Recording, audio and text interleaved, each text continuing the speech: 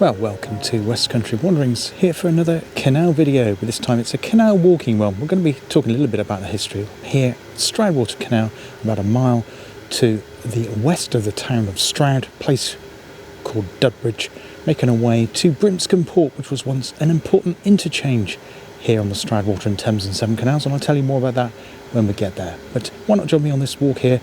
Beautiful sunny day here in mid-January in Gloucestershire.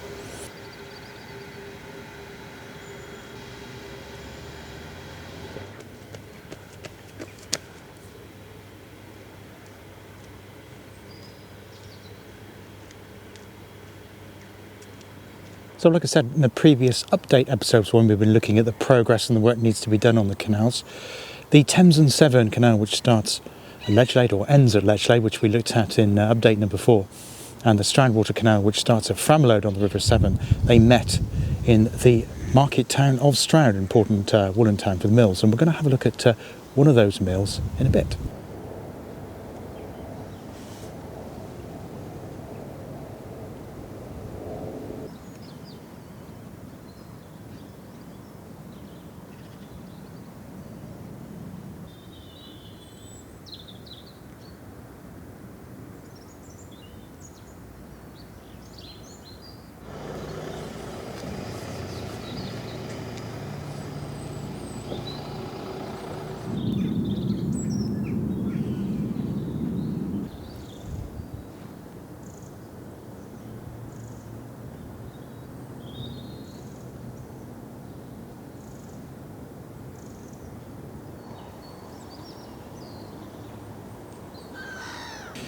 Now behind me is the wonderful Froomhall Mill pond.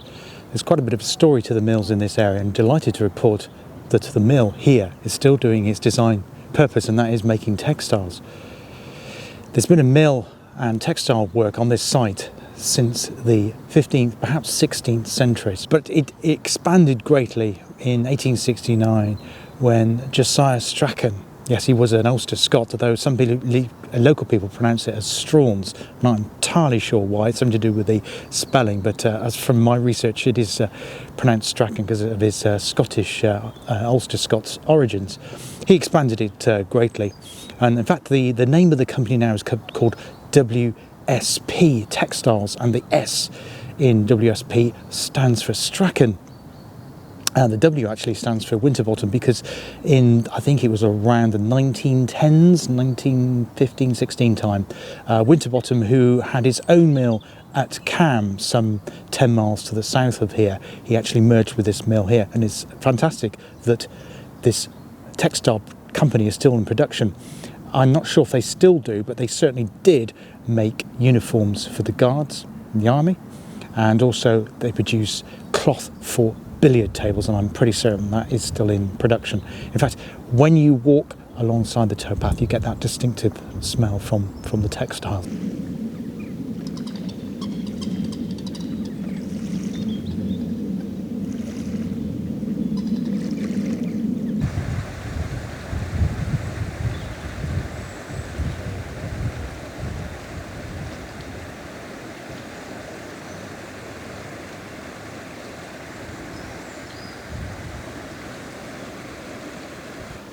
It happened in varying degrees as the build-up.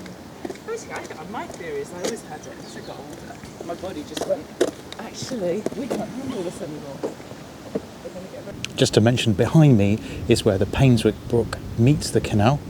Important water feeder to keep the canal topped up with water. In fact, the canal uses a lot of water, uses it via sluices from the River Froom, which runs parallel to the Stroudwater at this point. In fact, for pretty much all its length. And obviously it's because of the River Froom, as we said before, that enabled the mills to expand in this area using the wool from the sheep on the Cotswold Hills, and you had the water supply. That's why they needed the canal to transport the goods in and out of the Stroud valleys before we had things such as railways and roads, of course. But yeah, the Payneswood Brook comes down from the town of Payneswood. In fact, it's just about a mile or two further up north of the town of Payneswood, which we met on the Cotswold Way. I think it's Cotswold Way number 2, if you want to look out for that one. It'll also feature in my best of, there's 2 best of Cotswold Way videos coming up, just featuring highlights of the walk that I did last year.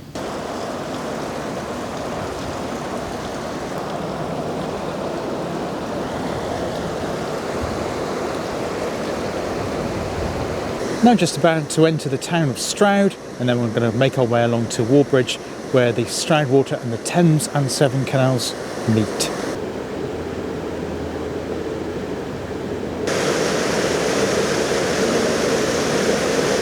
Now the building just behind me is actually Bankfield House and was once the headquarters of the Stroudwater Canal.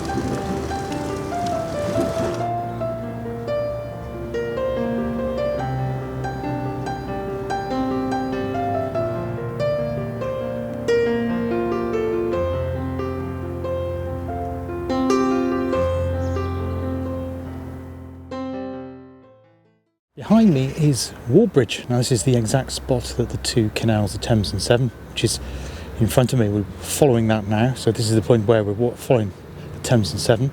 And we have been up to this point following the Stroudwater. They met at this point. The two canals were built separately, and I'll put in the dates of those dates of construction. And there was a bit of a swapping over with the barges and the goods transshipment between the two canals, but it didn't happen here. It happened at a place called Brimscombe Port, which is where we're heading shortly.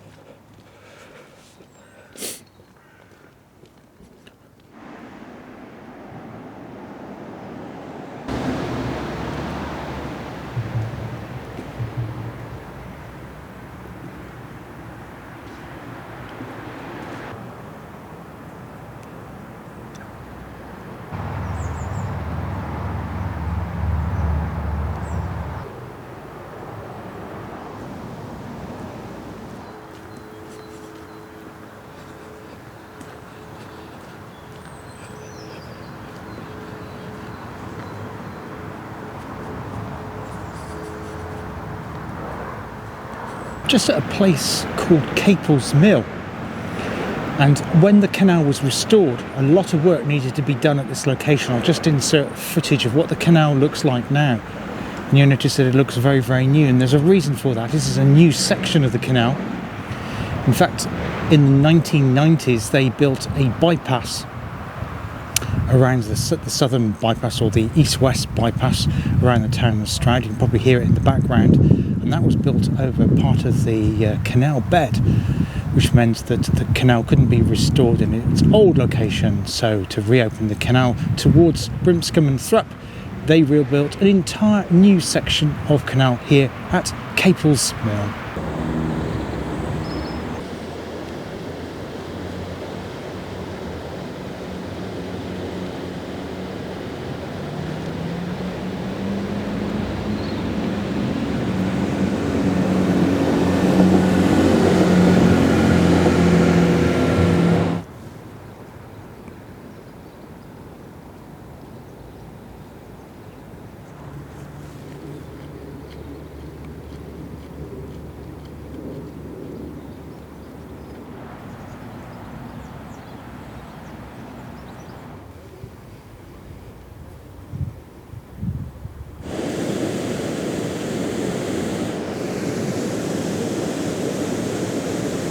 There's an interesting habitat conservation project going on here.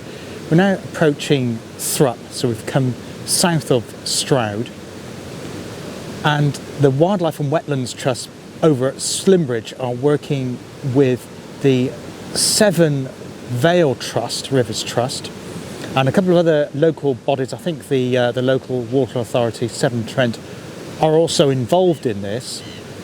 And the plan is here to restore habitats for migrating fish, and I presume they mean by that would be salmon and possibly eels as well. I'm not sure. I'll do some research and I'll put in the subtitles just down below. But this is a really interesting project. I wasn't aware that this was taking place here beside the canal and the River Froom. In fact, we're in between both at the moment. You probably hear a waterfall over there. I'll just do a little clip of that. But yeah, really interesting, really good to see this conservation project taking place here beside the Thames Severn Canal.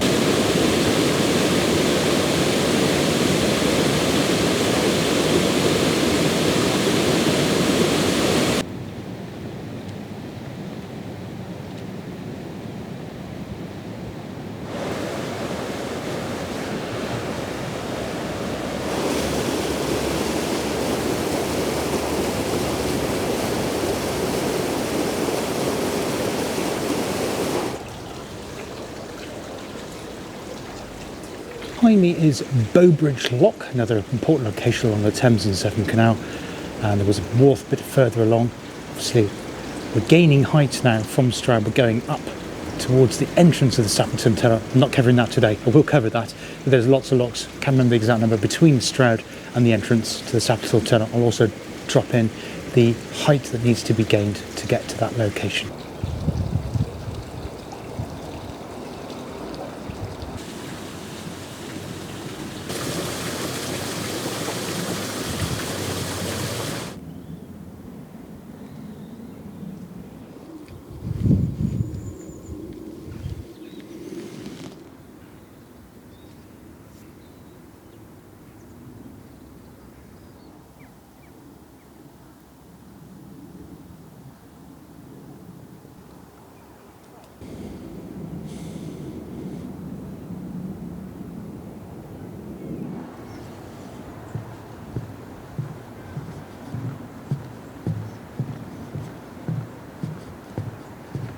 Beautiful bridge here over the Thames Severn Canal. It's actually reminiscent of a railway bridge, and in fact the railway, the main Gloucester to Swindon line, is directly in front of me. There's a little crossing, foot crossing. There's no footbridge across the railway here, but there is a bridge across the canal, and I'll just insert a picture of that now. But it is the ironwork is very reminiscent of a railway.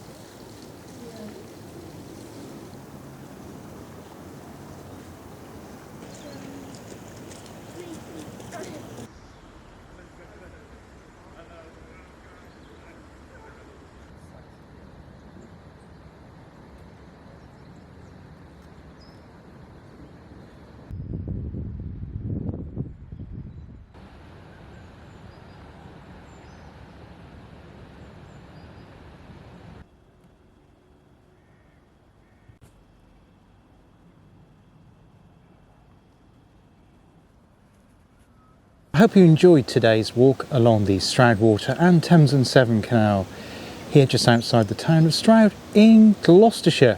I will be coming back to Brimscombe Lock again. We're going to be looking at more detail, though this is the end of the walk today and we have an abandoned section canal, and I'll just do a clip of that in a second. So that's a stretch they still need to work on, obviously. It'll be some time before they get to that, because as I say, the next section is going from the ocean to Sword Junction. But this is the end of the walk, and I will hand you over now to some of the photographs I took on the route today.